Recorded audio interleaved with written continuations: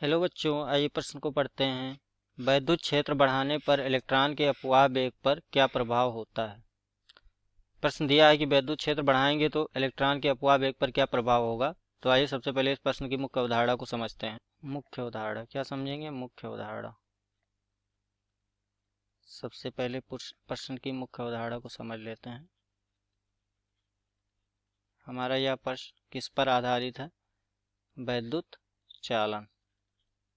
वैद्युत चालन पर आधारित है।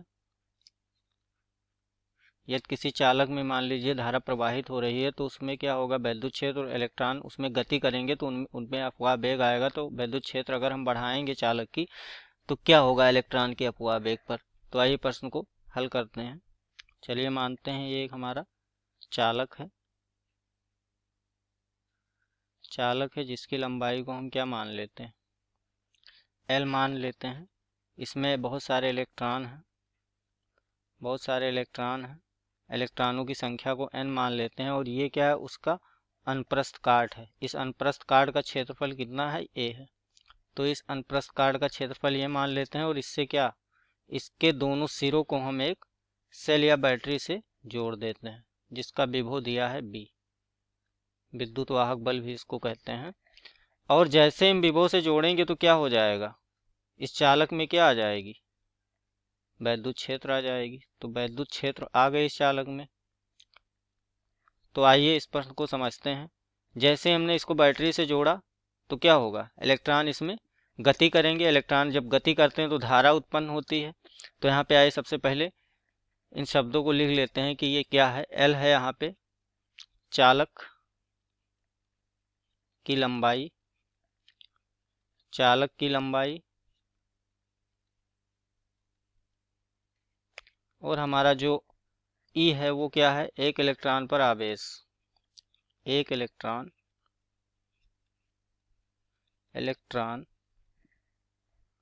पर आवेश है।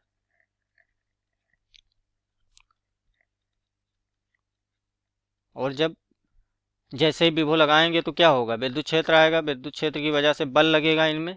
वो बल क्या करेगा, इनमें गति उत्पन्न करेगा इलेक्ट्रॉनों में। सो उस गति को क्या कहते हैं, अपवाह वेग कहते हैं। अपवाह वेग। तो इलेक्ट्रॉनों में क्या आ जाएगा, अपवाह वेग आ जाएगा। अपवाह वेग जैसे ही आएगा तो गति करना स्टार्ट करेंगे, शुरू कर देंगे, BD हो जाएगा। फिर क्या दिया है, ए क्या है यहाँ पे, अनुप्रस्थ काट का क्षेत्रफल। अनुप्रस्थ काट का क्षेत्रफल।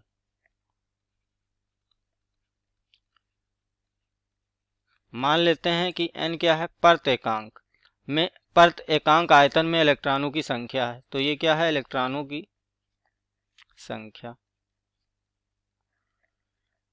इलेक्ट्रॉनों की संख्या।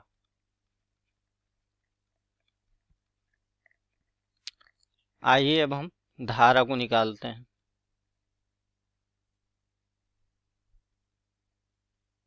हम जानते हैं धारा बराबर क्या होता है, I बराबर होता है n इलेक्ट्रॉनों की संख्या, एक इलेक्ट्रॉन पर आवेश, अनुप्रस्थ काट का क्षेत्रफल और BD इसके बराबर होता है।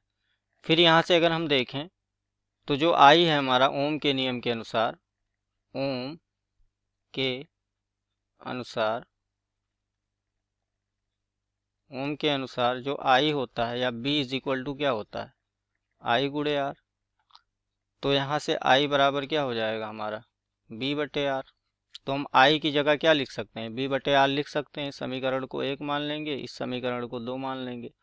तो समीकरण 2 से क्या होगा, I की जगह हम समीकरण 1 में B बटे R लिख सकते हैं। तो कुल मिला के हमारा हो जाएगा B बटे R बराबर NeABD।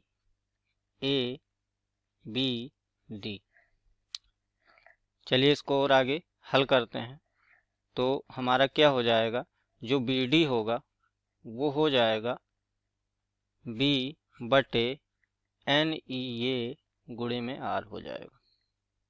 अब हम जानते हैं कि वैद्युत क्षेत्र और विभव में क्या संबंध होता है। हम जानते हैं कि B बराबर क्या होता है, विद्युत वाहक बल गुणे चालक की लंबाई। तो B की जगह हम क्या लिख सकते हैं, B की जगह हम इस मान को रख सकते हैं। तो आइए बी की जगह रखते हैं, तो हमें क्या मिलेगा, बी डी बराबर मिल जाएगा ई गुणे एल बटे एन ई ए आर। यहाँ से हम देख सकते हैं कि जो बी डी हमारा है वो सीधे अनुक्रमानुपाती है किसके, विद्युत क्षेत्र के। तो विभव बराबर यहाँ से हमने निकाल लिया ई गुणे ई का क्या है, यहाँ विद्युत क्षेत्र की तीव्रता है, और विद्युत क्षेत्र के सीधे अनुक्रमानुपाती है। अगर मतलब हम विद्युत क्षेत्र को बढ़ाएंगे तो इलेक्ट्रॉन के अपवाह वेग भी क्या होगा, अगर हम ई को बढ़ा रहे हैं, ई मतलब विद्युत क्षेत्र को, तो हमारा बी डी भी क्या होगा, बढ़ेगा। अतः दिए गए प्रश्न का उत्तर आपको समझ में आया होगा। धन्यवाद।